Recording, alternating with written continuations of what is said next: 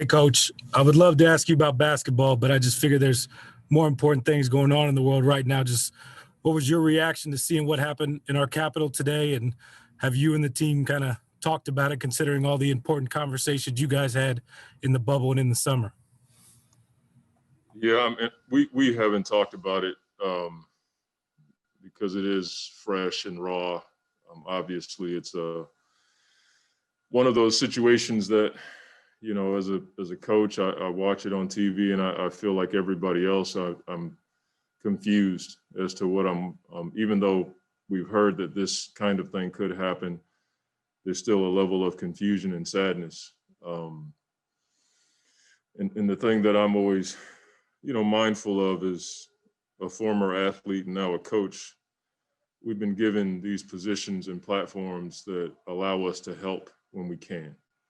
We don't necessarily have to solve problems, but we can be a part of some of the solutions. And when I look at what I'm seeing and what I saw earlier today, I find it hard to, you know, figure out ways to help a situation like that. I don't know, you know, how to be a part of that solution as it relates to what went on today.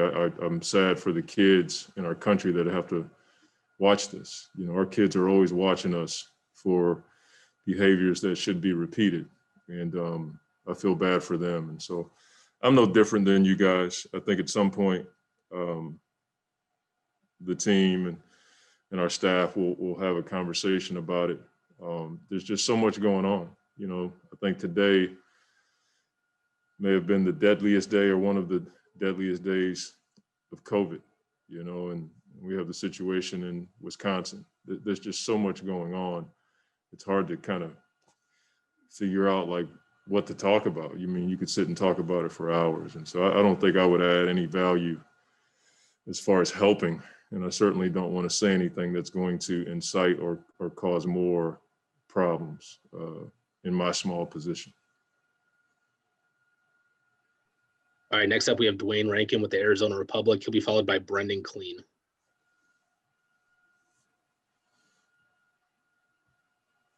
Trying to figure out these buttons, Coach. Sorry. That's what I was going to ask. Only other thing I would even follow with a follow-up question: what was your gut reaction when you actually saw the scene of that many people on Capitol Hill? I mean, what was stirring through you at that moment when you saw that picture, that scene? Because that's what's been grabbing me pretty much all day today. Well, I'm from that area. And so for me, the first thing I thought about was my mother. And, you know, we text just to make sure that, you know, stuff like that wasn't leaking out into PG County where I grew up, and it wasn't. There's a level of surprise, obviously. I think for all of us that go home after shoot around and take a quick nap, when you wake up, you're not expecting to wake up to that. You know, so there was a bit of surprise and shock. And, you know, that's where it was for me. And then you think about your, you know, people that you know that work in the city. I have family members all through DC, Maryland, and Virginia. And so that was where my mind and my heart went. And just to get back to the game, just Toronto, we actually batted yesterday, but just them as a team, what are you seeing? Obviously, we got Lowry and Van Vliet, they're two main guys, and Siakam being an all-star. What do you see when you look at that team? Just what you said. Those three guys, and OG, I don't want to mess up his last name, but he's a really good player. They're physical and they get the ball out quick and they run. Last year up there, that was how they you know, got out to a big lead. They got the ball inbounds or rebounded it and they took off. So our transition defense has to be at a high level. And, you know, we've been talking the last couple of days about keeping the basic things in our defense at a high level. I feel like we've taken a step back in some areas. The Clippers game, Paul George hit some tough shots, but there were some things that we could have controlled, and we didn't do that consistent level the way that we could have. And so with a championship caliber team like Toronto, you have to play consistently for 48 minutes or as close as you can to that. All right, next up we have Brendan Clean with Forbes. He'll be followed by Sirat Sohi. Coach, you mentioned how, you kind of want to try to impact things you called it a small way that you can. Do you ever wonder if with how much the NBA did in the bubble that you guys should or could be doing more right now? How do you kind of square the league involving itself in things like this right now? It's a hard one, Brendan. I've thought about it a lot. Like when you left Orlando, one of my thoughts that was, outside of basketball was, what's next? What do we do to not just keep the conversations going, but how do we bring a level of healing and more solutions so that everybody's on the same plane and living in a atmosphere of equality that we all want. And I'm not quite sure what the answer is to that. I know for me, it always starts at home, just continually teaching my kids the right way to treat people and to not marginalize people based on a few actions of an isolated group. And that's a consistent thing that we do at home. But I'm not quite sure how to affect the kind of change on my level that I think it's going to take to help our country. I don't know if that's, to be honest with you, B, I don't know if that's ever going to take place. If you look at what happened today, it is surprising to see that level of brashness to be able to go to a federal building and do that. That's a deep, deep thing. And unfortunately, this is another conversation I have to have with my kids, to let them know that's not the way. That's not what we do. That's not how you do it. There's a process in our government and our system that has to be respected. And we didn't see that today. All right, next up we have Sirat Sohi with Yahoo Sports. She'll be followed by Dwayne Rankin.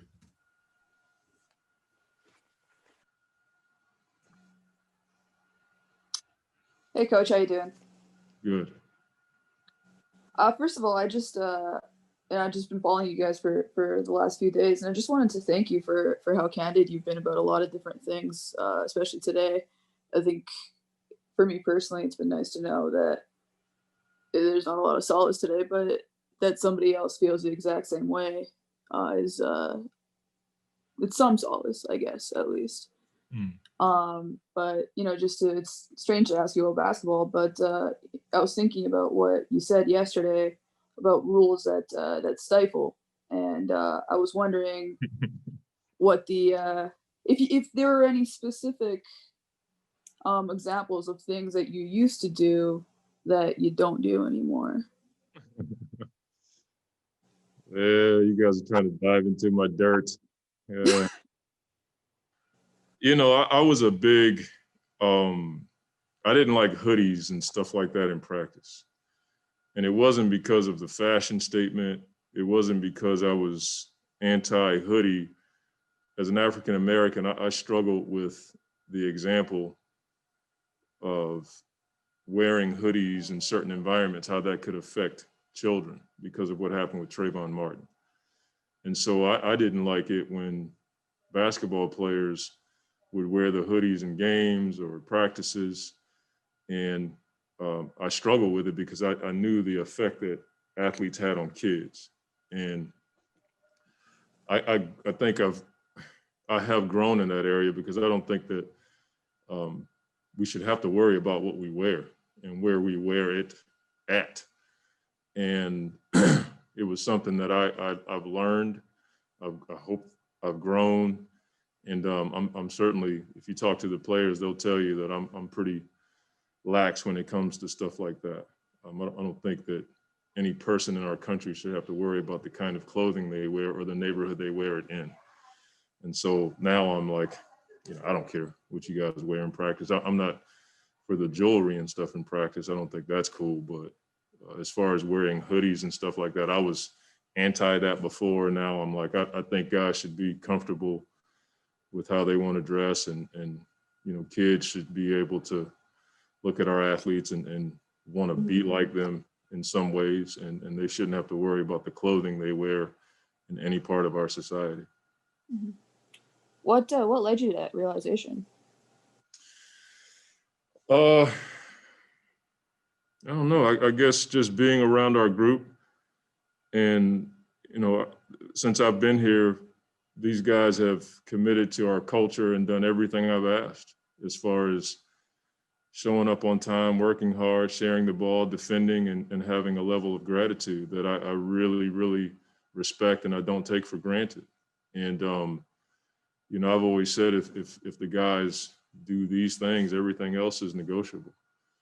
And it's not for me to dictate, what they wear. If it's legal by the rules of the NBA, then that's fine with me. And so I think you grow and you figure out along the way where you need to grow, and some things that you probably are too rigid on and don't even matter. You know what I'm saying? And hopefully you learn those lessons before you lose a job or have to move on. And so I just think it's something that I've had to, I hope I've matured in that area. You'd have to ask the players. They may have a different thing to say about it. They think I'm goofy and boring based on their responses to some of the stuff I do. So they probably have a different response. All right, Coach, final two questions. First from Dwayne Rankin with the Arizona Republic. He'll be followed by Cameron Cox. Yeah, Coach. After this game, I believe you guys go on a 3-game road trip. You mentioned before how you guys are living in a bubble on the road. Kind of blocked off areas. Is that an NBA thing, or is that you guys' personal thing? It's a combination of our team, the NBA, and then different states. If you go to a certain state has a number of restrictions, you have to abide by those. And so last time we were in Colorado, they're pretty much shut down. And so we could only have a certain amount of people in a room at the hotel. And you have to abide by that. And so it limits the amount of meeting time you can have. It limits the amount of video time you can have with the players. But then we're doing our own set of protocols here internally, and then the league has a number of them. So there's a lot of stuff you have to abide by, and a lot of it just comes down to common sense. And then you look at the different states that you have to play in. They may have their own set of rules, and you got to abide by them. All right, Coach, our final question comes from Cameron Cox with 12 News. There we go, Monty. Just to follow up on your hoodie topic there, do you find yourself a happier coach when you're not worrying about every little detail like that? I'm sure there's plenty of details you do worry about, but just some of the things you don't worry about anymore that you used to. Do you find yourself just more at peace when you're on the court? I guess so. I mean, it frees you up from, trying to dictate everything. The thing that I'm more concerned with is the development of our players. Are they excited about the things that we're doing? Do they feel good about coming to work? Do the people that work in our organization feel excited about the environment that we're creating? And so I think as you mature, hopefully, in my situation, you grow in areas and you realize what's really important. And I want our guys to want to play in this environment. I want this to be a place that people point to and say, man, I'd love to play, with those guys and that kind of thing. And so I guess I do have more peace, and I'm more free to do more stuff that really matters, as opposed to trying to regulate all these other areas. And I've had to just listen to, the coaching staff and I talk to the players a lot about the things that are important to them, and I consider all of it. And that's something that I guess you get with age. I just don't feel like I have to control everything. I think the more you control it, the less secure you are, and the more restricted you are to really lock into the things that are important.